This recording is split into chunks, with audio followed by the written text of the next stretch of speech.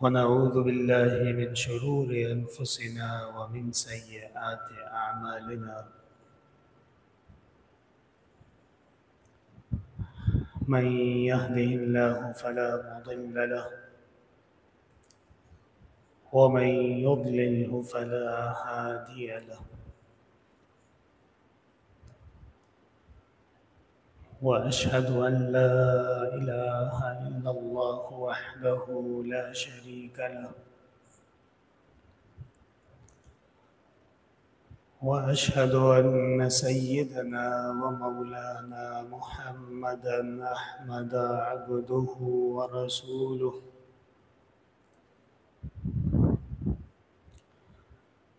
أرسله الله تعالى إلى كافة الخلق بين يدي الساعة بشيرا ونذيرا وداعيا إلى الله بإذنه وسراجا منيرا صلى الله تعالى عليه وعلى آله وأصحابه وبارك وسلم عليه. أما بعد فأعوذ بالله من الشيطان الرجيم. بسم الله الرحمن الرحيم. والعصر إن الإنسان لفي خسر إلا الذين آمنوا وعملوا الصالحات وتواصوا بالحق وتواصوا بالصبر. صدق الله العظيم.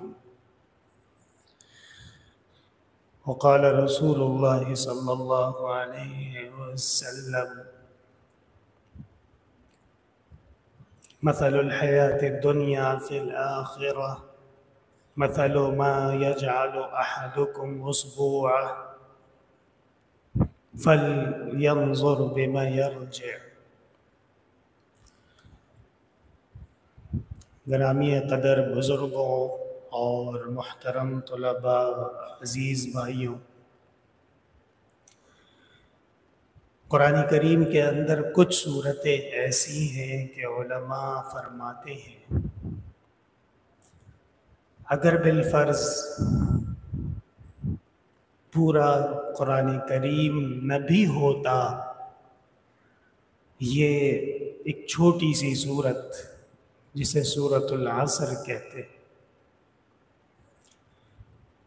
تو علماء نے فرمایا ہے کہ یہ ایک صورت بھی انسان کی فلاح کے لیے اور ہدایت کے لیے کافی تھی۔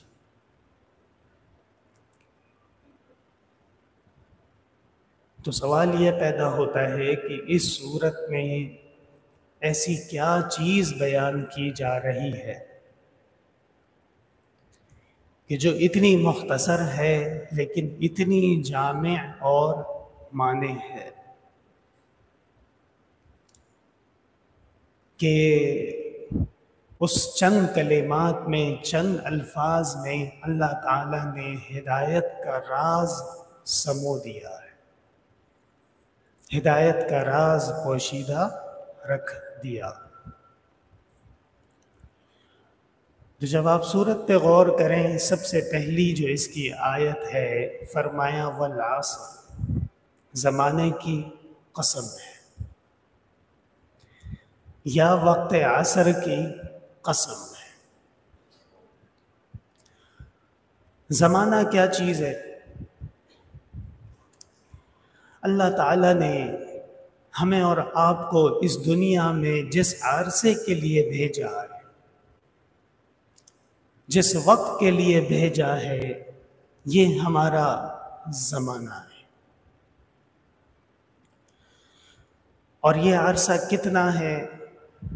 قرآن کریم میں ہی اس کی تفصیل موجود ہے کہ کسی کو اللہ تعالیٰ بڑھاپے تک زندگی دے دیتے ہیں اور کسی کو نوجوانی میں ہی اٹھا لیتے ہیں۔ وَمِنْكُمْ مَن يُتَوَفَّى مِنْ قَبْلِ، وَمِنْكُمْ مَنْ يُرَدُّ إِلَىٰ أَرْذَلِ الْعُمُرِ، اور تم میں سے بہت سے ایسے ہیں جن کو اللہ تعالیٰ آخر عمر تک لے کر جاتے ہیں۔ جناب رسول اللہ صلی اللہ علیہ وسلم نے فرمایا، مسلم شریف میں حدیث ہے کہ تم جتنا وقت دنیا میں گزار رہے ہو، یہ اتنا آخرت کے مقابلے میں اتنا ہے جیسے ایک ہفتہ 7 دن ہو بس۔ اور تم میں سے جو شخص اس دنیا سے لوٹ کر واپس جا رہا ہے فَلْيَنْظُرْ بِمَا يَرْجِعُ، بس اس کو چاہیے کہ وہ دیکھے کہ میں جو سامان اپنے ساتھ لے کر جا رہا ہوں، میں جو اپنے ساتھ اعمال لے کر جا رہا ہوں، یہ میرے لیے کافی ہے۔ علماء کرام نے فرمایا ہے کہ دنیا اصل میں دار القرار نہیں ہے۔ اللہ تعالیٰ نے آخرت کو دار القرار قرار دیا ہے، دنیا کو دار القرار اللہ نے نہیں قرار دیا۔ کیا مطلب ہے؟ دنیا کے اندر جتنی ترقی ہے، عروج ہے، وہ دائمی نہیں ہے، اور جتنے عروج ہیں وہ بھی ہمیشہ کے لیے نہیں ہیں۔ آپ کے سامنے دنیا میں ہزاروں مثالیں موجود ہیں کہ ایک انسان بہت بڑے مقام تک چلا جاتا ہے دنیاوی اعتبار سے، اور ایک انسان بہت بڑی بادشاہت حاصل کر لیتا ہے، لیکن وہ بادشاہت کتنے دن کے لیے ہوتی ہے کوئی پتہ نہیں۔ ایک دن بادشاہ ہوتا ہے اور کچھ عرصے بعد پتہ چلتا ہے کہ تختہ دار پہ لٹک گئے، پھانسی ہو گئی۔ حضرت علی رضی اللہ تعالی عنہ سے مسلمانوں نے کہا، صف لنا الدنیا، ہمارے لیے دنیا کی تعریف بیان کیجئے، دنیا کی صفت بیان کیجئے۔ حضرت علی رضی اللہ تعالی عنہ نے قال من صح ما امنا، دنیا ایسی جگہ ہے جو صحت مند ہے، وہ ہمیشہ کے لیے صحت مند نہیں ہے۔ کوئی یہ دعویٰ نہیں کر سکتا کہ میں ہمیشہ کے لیے ایک ہی حالت پہ رہوں، ایک ہی صحت پہ رہوں، ایک ہی مزاج پہ رہوں، یہ دعویٰ کسی کو بھی نہیں ہے، بلکہ انسان کی طبعیت یہ تغیرات کا مجموعہ ہے۔ خدا نخواستہ اگر تغیرات ختم ہو گئے اور اتنی تیزی سے ختم ہو گئے تو آگے موت ہے۔ پھر جب انسان فوت ہو جاتا ہے تو تغیرات ختم ہو جاتے ہیں، نہ اس کو نیند آتی ہے، نہ اس کو پیاس لگتی ہے، نہ اس کو بھوک لگتی ہے، نہ اس کو تھکاوٹ ہوتی ہے۔ یہ سب کیا ہے؟ یہ تغیرات کا خاتمہ ہے۔ اور حدیث شریف میں جناب رسول اللہ صلی اللہ علیہ وسلم نے صحت کی دعائیں کتنی عظیم کی ہیں، اور آپ صلی اللہ علیہ وسلم نے فرمایا کہ اپنی صحت کو غنیمت جانو۔ اللہ تعالیٰ سے جب دعا کریں تو دعا میں اللہ سے عافیت مانگا کریں اور صحت مانگا کریں، اس لیے کہ اگر صحت نہ ہو خدا نہ خواستہ تو پھر برکت نہیں ہے۔ مثال کے طور پہ حضرت حکیم الامت مولانا اشرف علی تھانوی رحمۃ اللہ علیہ نے واقعہ لکھا ہے کہ ایک نواب تھے، لکھنؤ ایک علاقہ ہے ہندوستان کے اندر، وہاں کے نواب تھے، اور ان کو ایسی بیماری ہو گئی کہ حکیم نے ان سے کہا کہ گوشت سے نکلنے والا جو رس ہے، جو پانی گوشت سے نکلتا ہے، صرف اور صرف یہ آپ کھا پی سکتے ہیں، اس کے علاوہ آپ کو کسی قسم کی کوئی غذا کی اجازت نہیں ہے۔ امیروں کی بیماریاں بھی عجیب ہوتی ہیں، جس کو اللہ تعالیٰ دولت دے دیتا ہے تو اس دولت کے لیے پھر انتظام بھی ویسا ہی ہوتا ہے، یہ دے دیا اب یہاں پہ خرچ کرنا ہے اس کو۔ وہ نواب صاحب کسی کام سے اپنی زمینوں پہ چلے گئے دیکھنے کے لیے کیا ہو رہا ہے، فصل کیسی ہے، اناج کیسا نکل رہا ہے، تو وہاں پہ دیکھتے ہیں کہ ایک غریب کسان ہے، اور کسان نے محنت مزدوری کر لی، اور اس کے بعد ساگ، جو دیہات کے لوگ ہیں وہ اچھی طرح جانتے ہیں، جو ساگ بنایا جاتا ہے کوئی اتنی خاص غذا نہیں ہے، مہمان کے لیے تو لوگ نہیں بناتے وہ، تو اس نے اپنے لیے ایک برتن میں ساگ رکھا ہے اور ایک برتن میں ٹھنڈی روٹی، اور اتنے مزے سے اس نے وہ کھا لیا کہ نواب صاحب اس کو دیکھتے رہے اور ہر لقمے پہ رشک کرتے رہے کہ دیکھو اس نے کتنی لذت حاصل کی، کتنا مزے سے اس نے کھانا کھا لیا، اور مجھے یہ نصیب نہیں ہے۔ اور جب کسان نے جلدی جلدی وہ کھانا کھا لیا، خوب لطف اندوز ہو گیا، اس کے بعد لیٹ گیا اور نیند آ گئی، خراٹے شروع کر دی، تو نواب صاحب نے کہا کہ میری نوابی ایک طرف اور یہ جو غریب کسان ہے اس کے ایک وقت کا کھانا کا لطف اور مزہ وہ ایک طرف۔ کیسی عجیب بات کہ میری نوابی ایک طرف اور اس غریب آدمی کا ایک وقت کے کھانا کھانے کا جو لطف ہے وہ دوسری طرف، میری نوابی پہ وہ بھاری ہے، وہ زیادہ ہے۔ اس کے بعد حضرت فرماتے ہیں کہ سمجھ لو کہ جب بھی اللہ تعالیٰ سے دنیا مانگو، مال مانگو، تو برکت والا مانگیے۔ برکت والے مال کا کیا مطلب ہے؟ برکت والے مال کا مطلب یہ ہے کہ جس مقصد کے لیے آپ نے وہ مال جمع کیا ہے، جس مقصد کے لیے آپ نے وہ چیز لی ہے، وہ مقصد آپ کا اس سے پورا ہو جائے، یہ برکت۔ پیسہ آ چکا ہے، بڑے بڑے خواب دیکھے، محلات بنانے کے اور اپنے بزنس کھڑے کرنے کے، لیکن وہ پیسہ علیاذ باللہ حادثہ پیش آ گیا، سارا پیسہ اپنے جسم پہ لگا دیا، تب بھی صحیح سے ٹھیک نہیں ہو سکے، تو کیا یہ برکت تھی؟ ہرگز نہیں تھی۔ گھر ہے لیکن گھر کے اندر علیاذ باللہ بلائیں بسی ہوئی ہیں،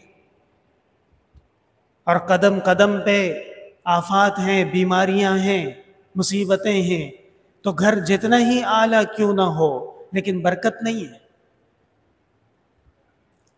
حضرت والد صاحب رحمۃ اللہ علیہ کے کچھ جاننے والوں کو ہم نے دیکھا کہ کراچی میں اس علاقے میں اس سے مہنگا گھر شاید ہی کسی کا ہوتا جیسے گھر ان لوگوں کے تھے، لیکن خدا کی قسم میں نے خود اپنی کانوں سے یہ بات سنی کہ کہتے تھے کہ نہ نیند آتی ہے نہ بھوک لگتی ہے، نہیں ہوتا۔ حضرت یہاں سے طلباء روانہ کرتے تھے کہ جاؤ سورہ بقرہ پڑھو، سورۃ یاسین پڑھو، دعا کرو تاکہ اس بیچارے کی فکر دور ہو جائے۔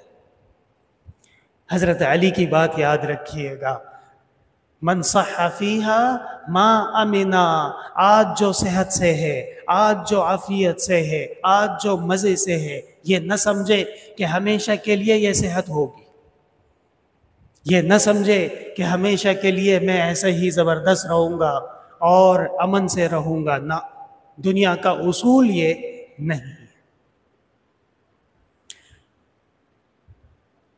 وَمَنْ سَقِمَ فِيهَا نَدِمَ، اور جو کوئی صحت سے نہ ہو، بیمار ہو جائے تو پھر ندامت مقدر ہوتی ہے، ہائے کاش کہ میں پہلے سارے کام کر لیتا، ہائے کاش کہ میں پہلے اچھے اعمال کر لیتا اور سب کے ساتھ معاملہ ٹھیک رکھتا اور اللہ کو راضی رکھتا، دین کے اوپر عمل کرتا، لیکن اب وقت گزر رہا ہے۔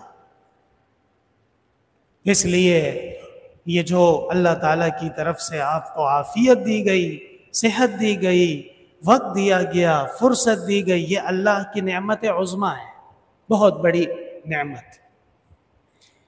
ابھی درس سے پہلے ہمارے ایک ساتھی بات کر رہے تھے کہ ہمارے لوگ فارغ ہیں، بالکل ایسے فارغ ہیں کہ گلی میں کون آ رہا ہے کون جا رہا ہے پوری نظر ہے اس پہ، لیکن بیکار نظر ہے، فضول نظر ہے، اس لیے کہ چور آ جائے تو روک نہیں سکتے اس کو، ڈاکو آ جائے تو سب دروازہ بند کر لیتے ہیں، چھپ جاتے ہیں کہ کہیں ایسا نہ ہو جائے کہ میرے پیچھے آ پڑے۔ تو میں نے ان کو یہی جواب دیا کہ قوم کے پاس فرصت تو ہے لیکن فرصت کو قیمتی بنانے کا طریقہ نہیں ہے،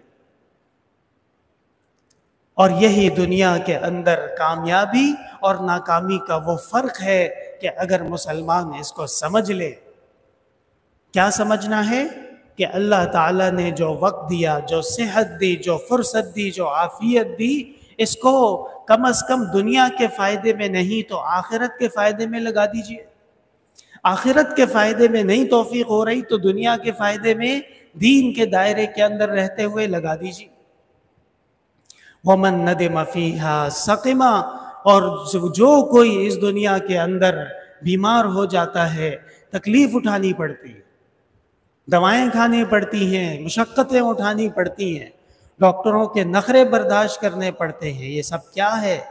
یہ دنیا کی حقیقت۔ وَمَنِ افْتَقَرَ فِيهَا حَزِنَ، اور جو کوئی اس دنیا میں فقیر ہے، غریب ہے، تو وہ حزن بھی ہے، غم بھی ساتھ میں موجود ہے۔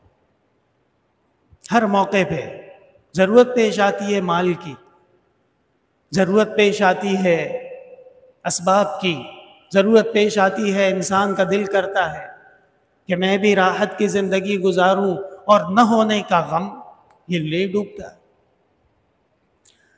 یہاں پہ ہمیں جناب محمد الرسول اللہ صلی اللہ علیہ وسلم کی زندگی پہ نظر ڈالنی چاہیے۔ آپ کو پتہ ہونا چاہیے کہ جناب رسول اللہ صلی اللہ علیہ وسلم کے گھر پہ حضرت عائشہ فرماتی ہے 3 مہینے گزر جاتے تھے اور رسول اللہ کے گھر پہ آگ نہیں جلتی تھی۔ یہ حقیقت ہے، 3 مہینے گزر جاتے تھے اور رسول اللہ صلی اللہ علیہ وسلم کے گھر پہ آگ نہیں جلتی تھی۔ وَكَانَ طَعَامُنَا الْأَسْوَدَيْنِ، اور ہمارا کھانا پینا 2 چیزیں ہوتی تھی، الماء والتمر، کھجور اور پانی، بس۔ اور جب لوگوں نے یہ قناعت دیکھی، حضرت عمر رضی اللہ تعالی عنہ فرماتے ہیں ایک مرتبہ مجھے پتہ چلا رسول اللہ صلی اللہ علیہ وسلم پریشان ہیں، میں آپ کے گھر پہ پہنچ گیا، کاشانہ انور پہ پہنچ گیا، دروازے پہ دربان تھا، کہا اجازت دے دو اندر جاؤں، آپ صلی اللہ علیہ وسلم سے ملوں۔ حضرت اندر تشریف لے گئے، بخاری میں تفصیل کے ساتھ روایات موجود ہیں۔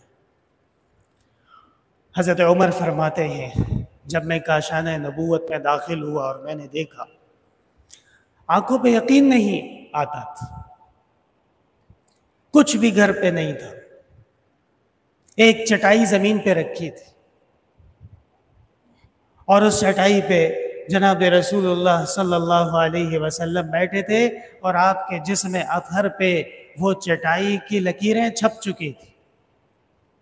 آج قالین زیادہ نرم نہ ہو تو لوگ نخرے کرتے ہیں کہ جی مزہ نہیں ہے، اور جی فلاں چیز ایسی ہو گئی ویسی ہو گئی، طلباء کی کلاس میں معمولی سی گرمی ہو جائے تو ہنگامہ دیکھیے۔ ارے بھائی یہ ہمارے اسلاف تھے، ان کی زندگی پہ نظر تو ڈالو، قربانی دینا سیکھو۔ حضرت عمر فرماتے ہیں میں نے اللہ کے رسول سے کہا کہ اللہ کے رسول یہ اتنی بڑی آپ کو شریعت دی گئی، اتنا آپ کو بڑا عظیم اللہ کا رسول بنا کے بھیجا گیا، اللہ سے مانگیے یا اللہ دنیا بھی دے دے، محلات بھی دے دے، سونا چاندی بھی دے دے، ریل پہ لو۔ آپ صلی اللہ علیہ وسلم نے حضرت عمر سے فرمایا آپ سمجھتے نہیں ہیں، جو اللہ تعالیٰ نے ہمیں دیا وہ بہت ہے اور عظیم ہے، اور اس کی قدردانی یہ کافی ہے۔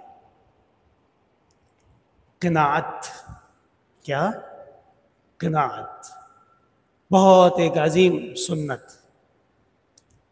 یہ کون سے رسول اللہ صلی اللہ علیہ وسلم ہے جو چٹائی پہ بیٹھے ہیں اور گھر میں اور کچھ نہیں ہے؟ عمر بن الخطاب جیسا آدمی کہہ رہا ہے کہ میں نے حضرت سے کہا کہ حضرت دعا تو کیجئے، اللہ تعالیٰ کچھ دے دے۔ جبرائیل امین آ گئے، اے اللہ کے رسول، اگر دنیا کی تنگی ہے اجازت دے دیجئے، احد کے پہاڑ کو سونا بنا دیتے۔ کیا کر لیتے ہیں؟ احد کے پہاڑ کو ابھی بس آپ اجازت دے دیں۔ یہ جو احد کا پہاڑ مدینہ میں 13 کلومیٹر لمبا پہاڑ ہے،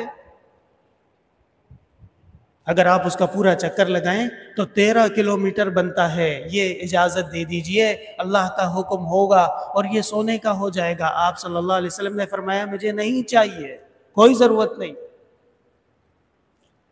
کتنی بڑی تسلی ہے فقراء کے لیے۔ علماء فرماتے ہیں اگر آپ صلی اللہ علیہ وسلم قبول فرما لیتے کہ ٹھیک ہے جی سونے کا بنا دو، تو فقیر بیچارہ کہاں جاتا، غریب کہاں جاتا، اس کا تو کوئی نہیں تھا۔ پھر اللہم احشرنی فی زمرۃ مساکین، آپ صلی اللہ علیہ وسلم نے دعا فرمائی، اے اللہ مجھے بروز حشر فقراء کے ساتھ اٹھائیے، اے اللہ مجھے بروز حشر مسکینوں کے ساتھ اٹھائیے۔ کتنی عظیم تسلی ہے۔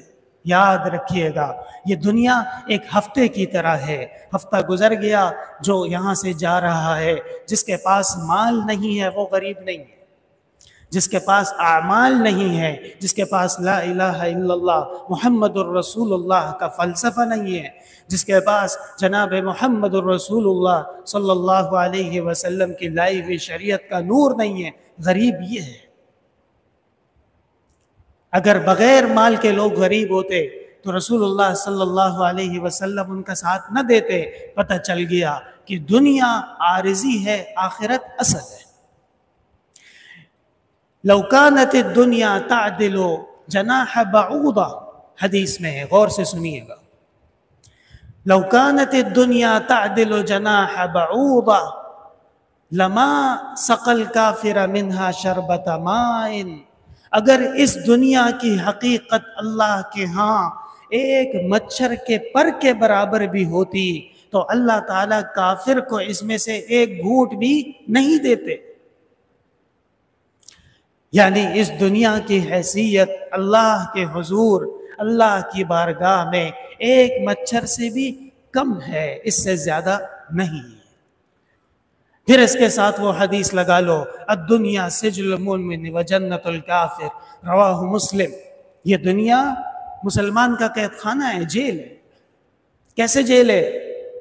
حرام سامنے ہے، بچنا ہے، شراب سامنے ہے، بچنا ہے، گناہ سامنے ہے، بچنا ہے، بے حیائی کے دروازے قدم قدم پہ موجود ہیں، آپ کو پکار رہے ہیں، بچنا ہے۔ دل کرتا ہے کہ دھوکہ دے دیں، فراڈ کر لیں، لیکن نہ، ایمان اجازت نہیں دیتا۔ دل کرتا ہے کہ جھوٹ بول دیں، لیکن ایمان منع کرتا ہے۔ اتنی ساری پابندیوں میں جو انسان وقت گزارے، یہ جیل ہی تو ہے، اور کیا چیز ہے۔ اور کافر، اس کے لیے یہ جنت ہے، اس لیے کہ کوئی پابندی نہیں ہے۔ یأکلون کما تأکل الانعام، کھاتے پیتے ہیں، سوتے اٹھتے ہیں جیسے جانور کھاتے پیتے ہیں، سوتے اٹھتے ہیں۔ والنار مثوی لہم، جہنم ان کا مقدر ہو چکی ہے۔ اس لیے حضرت علی رضی اللہ تعالی عنہ سے جب کسی نے کہا صف لنا الدنیا، حضرت دنیا کیا چیز ہے بتا دیجئے، حضرت علی نے فرمایا من صح فیہا ما امنا ومن سقم فیہا ندما ومن افتقر فیہا حزنا۔ جو اس دنیا میں فقیر ہے، غم اس کے ساتھ موجود ہے۔ شیخ سعدی فرماتے ہیں دنیا بھی عجیب ہے، مال نہ ہو تو مصیبت ہے، اور ہو تو زیادہ مصیبت ہے۔ کم از کم فقیر سکون سے سوتا تو ہے نا۔ فقیر ماشاءاللہ زبردست صحت مند ہوتا ہے، فقیر کے 10-12 بچے ہوتے ہیں، ایک لائن لگی ہوئی ہوتی ہے پیچھے۔ یہ سب کیا ہے؟ یہ اللہ کی نعمتیں۔ اور امیر نیند کی گولیاں کھاتا ہے، طبیعت تباہ و برباد، اولاد نافرمان، اپنے سر پہ کھڑے ہونے کے لیے تیار نہیں خدمت کے لیے، تو یہ مال کی کوئی حیثیت ہے؟ کوئی فائدہ ہے؟ نہیں ہے۔ والعصر ان الانسان لفی خسر، قسم ہے زمانے کی، اگر انسان شریعت پہ نہ چلے تو تباہی قریب ہے۔ ومن استغنا فیہا فتنا، اور جس کسی کو اس دنیا میں غنا مل گیا، دولت مل گئی، بہت بڑا بینک بیلنس مل گیا، پلاٹ مل گئے، محلات مل گئے، تو یاد رکھیے گا فتنہ، فتنہ قریب ہے۔ عجیب بات، اگر مال حد سے زیادہ آ گیا، فتنہ، فتنہ کیا ہے؟ آپ غور کیجئے گا، قرآن کریم میں اللہ تعالیٰ نے مال کو خیر بھی کہا ہے اور فتنہ بھی کہا ہے، اور قرآن کریم میں اللہ نے مال کو فضل اللہ بھی کہا ہے اور متاع الغرور بھی کہا ہے۔ کیوں؟ علماء کرام نے جواب دیا کہ وہ مال جو آپ کو اللہ کے قریب کر دے، یہ مال محمود ہے، اس مال کے لیے رشک بھی جائز ہے۔ حدیث میں آتا ہے لا حسد الا فی اثنتین، کسی چیز میں حسد جائز نہیں ہے۔ حسد کا معنی رشک ہے۔ کیا؟ رشک۔ یہ کسی چیز میں جائز نہیں ہے مگر دو چیزوں میں ہے۔ نمبر ایک، اللہ تعالیٰ نے کسی کو علم دیا، آپ بھی دعا کریں یا اللہ مجھے بھی علم دے دے۔ وَرَجُلٌ آتَاهُ اللَّهُ مَالًا فَصَلَّتَهُ فِي الْحَقِّ، اور وہ آدمی جس کو اللہ نے مال دیا اور وہ مال حق کے راستے میں خرچ کر رہا ہو، آپ بھی دعا کیجیے یا اللہ مجھے بھی ایسی توفیق دے دیجیے۔ یہ جائز ہے، بلکہ یہ پسندیدہ ہے۔ وَمَنِ اسْتَغْنَى فِيهَا فُتِنَا، اور جو کوئی اس دنیا کے اندر مالدار ہو جاتا ہے، حضرت علی نے فرمایا فتنہ قریب ہے، آزمائش قریب ہے۔ اللہ تعالی ہمیں اور آپ کو کامیابی نصیب فرمائے۔ قدم قدم پہ آزمائش ہے۔ فی حلالہا حساب، ابھی چل رہی ہے حضرت علی کی وہ روایت، سنتے جاؤ۔ اور دنیا کی حقیقت کیا ہے کہ جو کچھ دنیا میں حلال ہے اس کا حساب دینا ہے۔ عجیب بات، ایسا نہیں ہے، میں پہلے حدیث ذکر کر چکا ہوں کہ صرف 3 چیزیں ایسی ہیں کہ اس کا حساب نہیں ہے۔ نمبر 1 ذکر اللہ، نمبر 2 امر بالمعروف، اور نمبر 3 نہی عن المنکر، بس حدیث میں ہے۔ اس کے علاوہ جتنی بھی چیزیں ہیں دنیا کے اندر حساب دینا ہے۔ فی حلالہا حساب، دنیا کی حقیقت کیا ہے؟ دنیا کی حقیقت یہ ہے کہ حلال چیزیں بھی استعمال کرو گے، سوال ہو جائے گا، حساب دینا ہے۔ یہ ایک مسئلہ ہے۔ یا عائشہ من حوسب عذب، اے عائشہ اگر کسی سے باقاعدہ حساب مانگ لیا گیا اس کی خیر نہیں ہے، پھنس گیا ہے وہ۔ حضرت حسن بصری رحمۃ اللہ علیہ کیا فرماتے تھے؟ ان ایسر حسابا یوم القیامت الذین حاسبوا فی الحیات الدنیا، سب سے آسان حساب آخرت میں ان کا ہے جنہوں نے دنیا کی زندگی حساب کتاب پر گزاری ہے۔ یہ میرے پاس کھانا آ رہا ہے، یہ حلال ہے کہ حرام ہے دیکھ لو۔ یہ میرے پاس مال آ رہا ہے، حلال ہے کہ حرام ہے غور کر لو، دیکھ لو۔ یہ میرے پاس فلاں ڈیل آ رہی ہے، میرے بچے جس کام میں ملوث ہیں، میرے جاننے والے جو کام کر رہے ہیں، کیا اللہ اور رسول کی اجازت اس میں شامل ہے کہ نہیں ہے، دیکھ لو۔ تو فائدہ کیا ہوگا؟ آخرت میں حساب صاف ستھرا ہے۔ یا اللہ آپ نے جو دنیا میں ہمیں حکم دیا تھا اس کے مطابق ہم چلتے تھے اور اسی وجہ سے اب آخرت میں آسانی۔ وَإِنَّمَا يَثْقُلُ الْحِسَابُ عَلَى الَّذِينَ جَازَفُوا الْأُمُورَ، حسن بصری فرماتے ہیں، اور آخرت میں حساب مشکل ترین ہوگا ان لوگوں پر جنہوں نے دنیا میں دونوں ہاتھوں سے لوٹا ہے۔ عجیب بات، الذین جازفوا الامور فی الدنیا، جنہوں نے دونوں ہاتھوں سے جمع کر لیا ہے، اور فاکلوها بغیر محاسبہ، اور کھا پی لیا ہے، محاسبہ نہیں کیا، یہ نہیں دیکھا کہ حلال ہے یا حرام ہے۔ فرمایا آخرت میں ان لوگوں کی پکڑ ہو جائے گی۔ فی حلالہا حساب، حضرت علی نے فرمایا دنیا کی حقیقت یہ ہے کہ جو حلال چیزیں ہیں اس میں بھی حساب کتاب ہونا ہے۔ وفی حرامہا عقاب، اور دنیا کی حقیقت یہ ہے کہ جو حرام اگر والعیاذ باللہ کر لیا تو عذاب پکڑے گا، عذاب اللہ تعالیٰ کا آن پکڑے گا، اور اس سے بچنا کسی آدمی کے بس کی بات نہیں ہے۔ اللہ تعالیٰ نے قرآن کریم میں بارہا فرما دیا ہے کہ لا یستاخرون عنہ ساعہ ولا یستقدمون، جب ہم حشر قائم کریں گے تو یہ آگے پیچھے ہونا یہ تو سوچ ہی بھی نہیں ہے کسی کی۔ وَيَقُولُ الْكَافِرُ يَا لَيْتَنِي كُنْتُ تُرَابًا، اور کافر کہے گا کاش کہ میں مٹی ہو کے چھپ جاتا، کاش کہ میں مٹی ہو کے بیابانوں کا حصہ بن جاتا اور میں یہاں پہ حاضر نہ ہوتا۔ شرمندگی اتنی عظیم ہوگی، شرمندگی اتنی بڑی ہوگی۔ اور پھر آگے حضرت علی کی روایت ہی کا حصہ ہے، وَبَيَّنَ اللَّهُ تَعَالَى حَقِيقَةَ الدُّنْيَا فِي الْآيَةِ، اللہ تعالیٰ نے دنیا کی حقیقت آیت میں بیان فرمائی ہے، انما الحیات الدنیا لعب ولہو، یہ دنیا کھیل کود ہے، وزینت، اور زینت کا سامان ہے، یہ آپ کو چمک دمک نظر آتی ہے، وتفاخر، اور آپس میں ایک دوسرے پر تفاخر ہے، ایک دوسرے کے ساتھ دکھانا ہے کہ اچھا آپ نے اعلیٰ گھر لے لیا، یہ لو ہم نے اس سے بھی اچھا لے لیا، اس نے اچھی گاڑی لے لی، یہ لو جی ہم نے اس سے اچھی گاڑی لے لی۔ اس کی کوئی لمٹ نہیں ہے، پھر اس کا کوئی حد نہیں۔ وَتَفَاخُرٌ وَتَكَاثُرٌ، اور زیادتی کا مطالبہ، اور چاہیے، ارے بھائی کتنا چاہیے، اور چاہیے۔ رحمان بابا فرماتے ہیں کہ انسان کا پیٹ عجیب ہے، صرف قبر کی مٹی اس کو بھر سکتی ہے، اس کے علاوہ کوئی بھرنے والی چیز نہیں ہے۔ وَتَكَاثُرٌ فِي الْأَمْوَالِ وَالْأَوْلَادِ، مال کے اندر بھی لوگ زور لگاتے ہیں کہ آگے سے آگے چلے جائیں، نیند کا کوئی پتہ نہیں ہے، اولاد کا کوئی پتہ نہیں ہے، اور سیٹھ صاحب لگے ہوئے ہیں مال کی بڑھوتری میں فکر مند ہے۔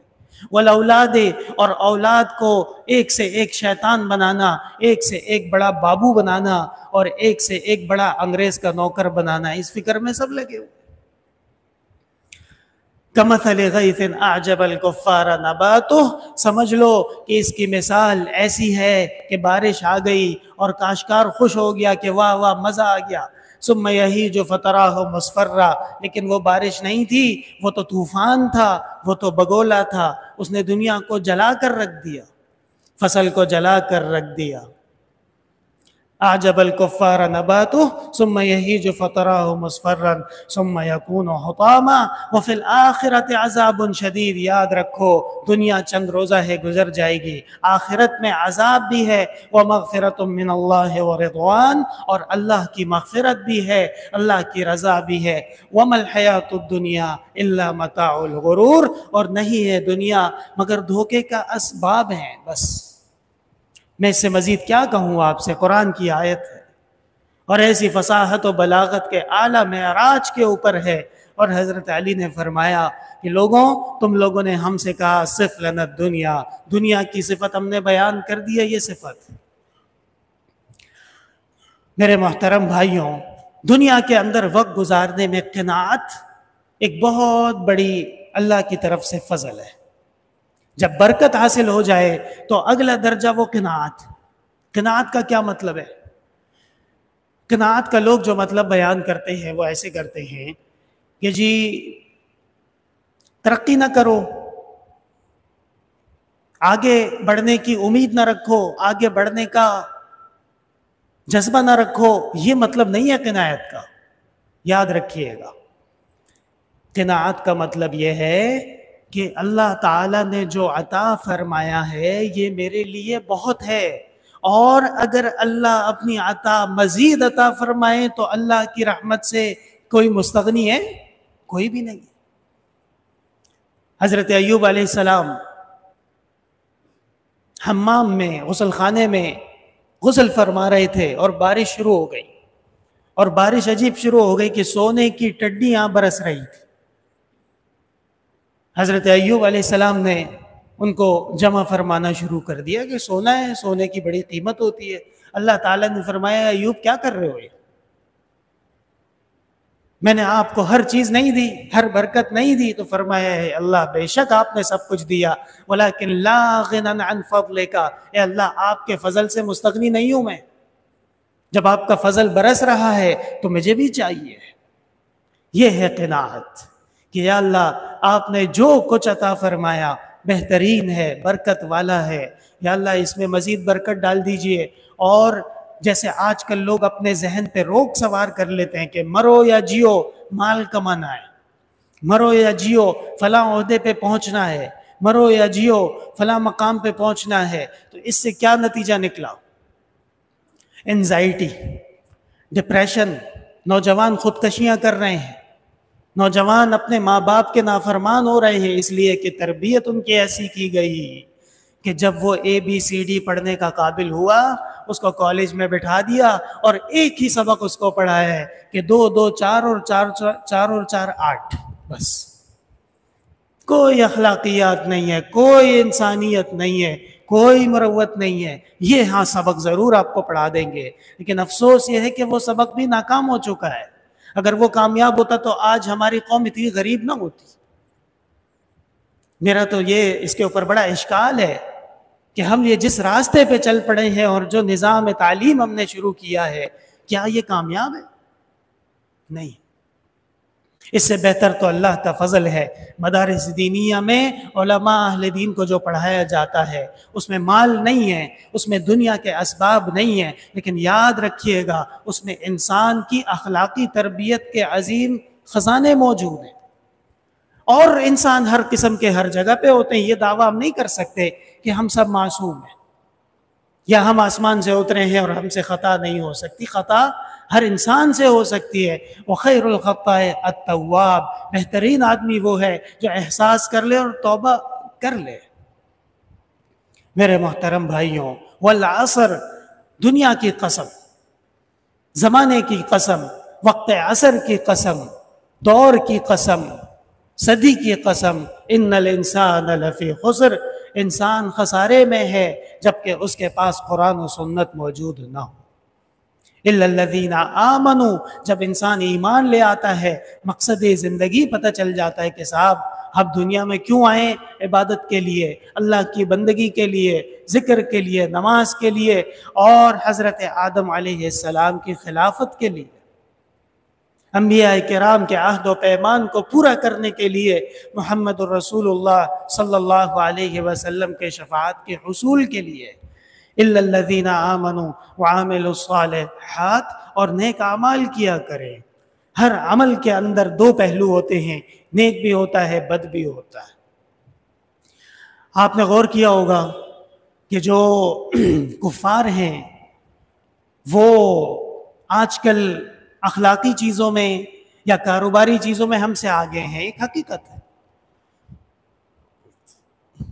جب ان کے ساتھ آپ کوئی معاملہ کر لیں تو آپ کو سچ بولیں گے، جس قسم کی چیز خرید و فروخت ہوگی، جو بات ہوگی وہی چیز آپ کو دیں گے، جس وقت پہ آپ کو پیسے کا وعدہ کریں گے اسی وقت پہ وہ آپ کو پیسے دے دیں گے۔ یہ سب کیا ہے؟ یاد رکھیے گا، حضرت مفتی اعظم پاکستان مفتی شفیع صاحب رحمۃ اللہ علیہ فرماتے تھے کہ باطل اس وقت تک ترقی نہیں کرتا جب تک کہ اس میں حق کی صفات موجود نہ ہو۔ یہ مسلمانوں کی صفات تھی، امانت، یہ مسلمانوں کی صفات تھی کہ صدق ہو۔ آج بخاری شریف میں ہماری روایت گزری ہے، رسول اللہ صلی اللہ علیہ وسلم نے ایک صحابی کے ساتھ کوئی چیز خریدی تھی اور ان کو لکھ کے دیا تھا، ھذا ما مشتری محمد البیع المسلم المسلمہ، یہ محمد نے چیز خریدی ہے اور مسلمان کا معاملہ ہو چکا ہے۔ کیا ہو چکا ہے؟ مسلمان کا مسلمان کے ساتھ معاملہ ہو چکا ہے۔ یہ اتنا عظیم جملہ ہے کہ خدا کی قسم دنیا کے حدود 4 میں جو اسلام پھیلا ہے نا، اس کی تبلیغ کا ایک بہت بڑی وجہ وہ تجارت تھی۔ صحابہ کرام افریقہ گئے تجارت کے لیے، آج وہ ممالک مسلمان ہیں۔ صحابہ کرام فار ایسٹ، مشرق بعید میں چلے گئے، برونائی، انڈونیشیا، ملیشیا، تیمور، آج وہاں مسلمان رہتے ہیں۔ یہ مسلمان یہ سب اخلاق کی وجہ سے ہوئے ہیں، اس لیے کہ جب مسلمان کسی کے ساتھ ڈیل کرتا تھا، مسلمان کسی کے ساتھ خرید و فروخت کرتا تھا تو خود بخود لوگ سمجھ جاتے تھے کہ یہ مسلمان ہے، اس لیے یہ جھوٹ بھی نہیں بولے گا، یہ دھوکہ بھی نہیں دے گا، یہ فراڈ بھی نہیں کرے گا، یہ بھاگے گا بھی نہیں، یہ ہمارے ساتھ زیادتی بھی نہیں کرے گا۔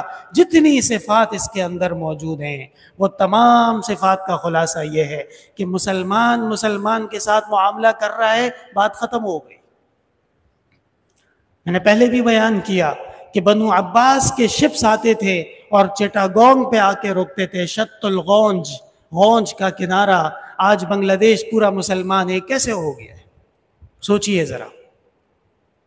اور تنزانیہ دارالسلام شہر کی آدھی آبادی کافر ہے، لیکن دارالسلام نام ہے شہر کا، یہ صحابہ کرام وہاں گئے تھے۔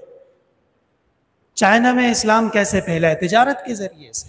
ھذا ما قاضى محمد وعداء بن خالد البیع المسلم المسلمہ، یہ عہد ہو رہا ہے کہ محمد نے عدا سے چیز خریدی ہے، اور یہ معاملہ ہے مسلمان کا مسلمان کے ساتھ۔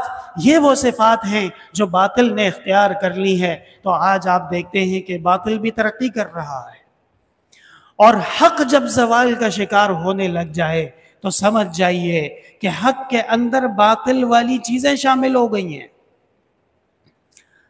ہم مسلمان ہیں، اللہ کے فضل سے قرآن کے ہم ورثاء ہیں، حدیث کے ہم حاملین ہیں، لیکن افسوس کے ساتھ یہ بات کہنی پڑتی ہے کہ کسی کے ساتھ معاملہ کر کے تو دیکھ لو، ایک چھوٹا سا کوئی سب پتہ چل جائے گا کتنا بڑا صوفی ہے، کتنا بڑا آدمی ہے، کتنے اس کے اچھے اخلاق ہیں، کتنا یہ آپ کی جی حضوری کرتا ہے۔ ذرا کوئی چیز تو اس کو لے لو، خرید لو، اور اس کو بولو کہ یہ واپس کرنی ہے، دیکھو پھر نہیں ہوگا۔ یہ وہ وجہ ہے کہ آج خاص طور پہ جب پاکستانی کہیں پہ کاروبار شروع کر دے تو لوگ اپنی عزت بچا کے وہاں سے بھاگنے لگتے ہیں۔ آج بھی ہمارے پاس موقع ہے کہ ہم اس تبدیلی کو شروع کر لیں۔ تبدیلی کہاں سے شروع ہوگی؟ انسان کے اپنے عمل سے۔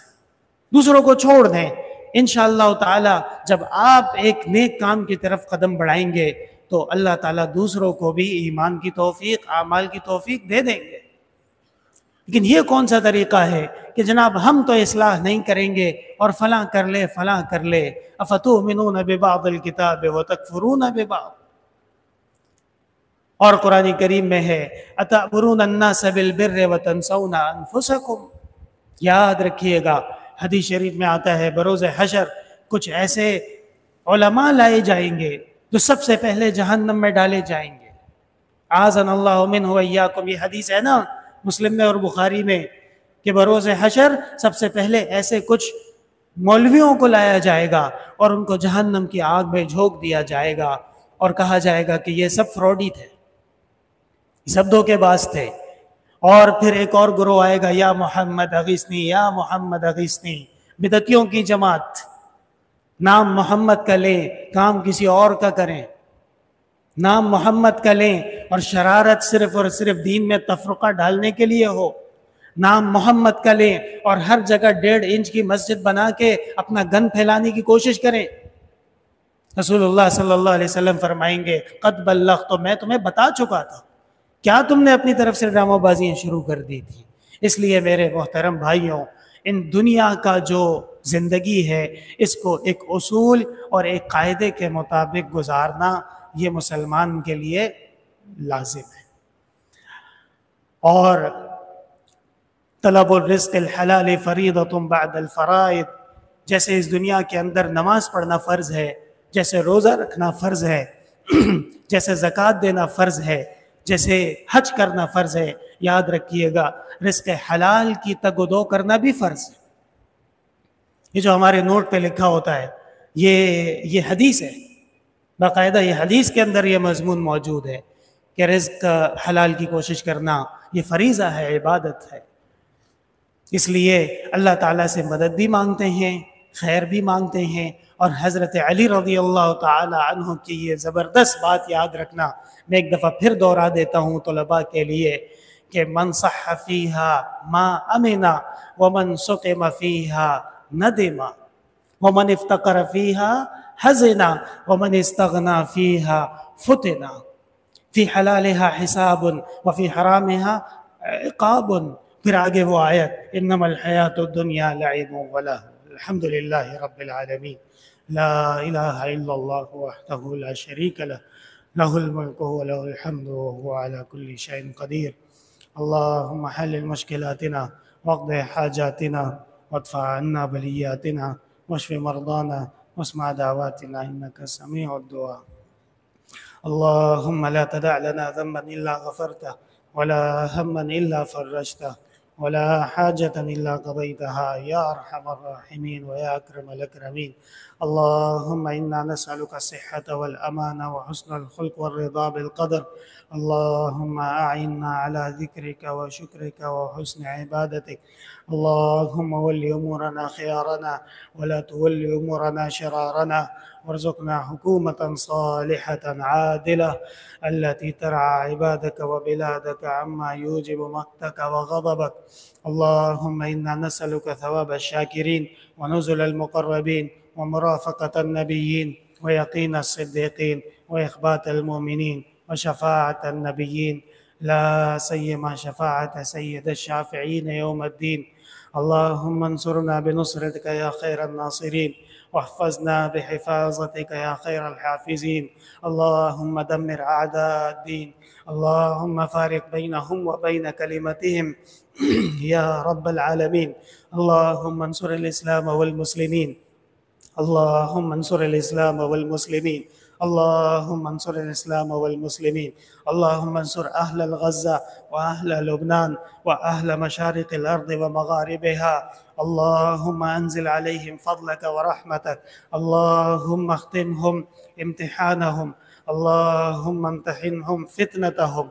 اللهم أنزل غضبك الذي لا ترده عن القوم المفسدين على الإسرائيل واليهود والنصارى وكل الظالمين. اللهم إنا نجعلك في نحور هؤلاء الظالمين اليهود المفسدين القاتلين، ونعوذ بك من شرورهم وفتنهم. اللهم عليك التكلان، اللهم إنا نستعين بك، اللهم إنا نسألك، فالله خير حافظا وهو أرحم الراحمين.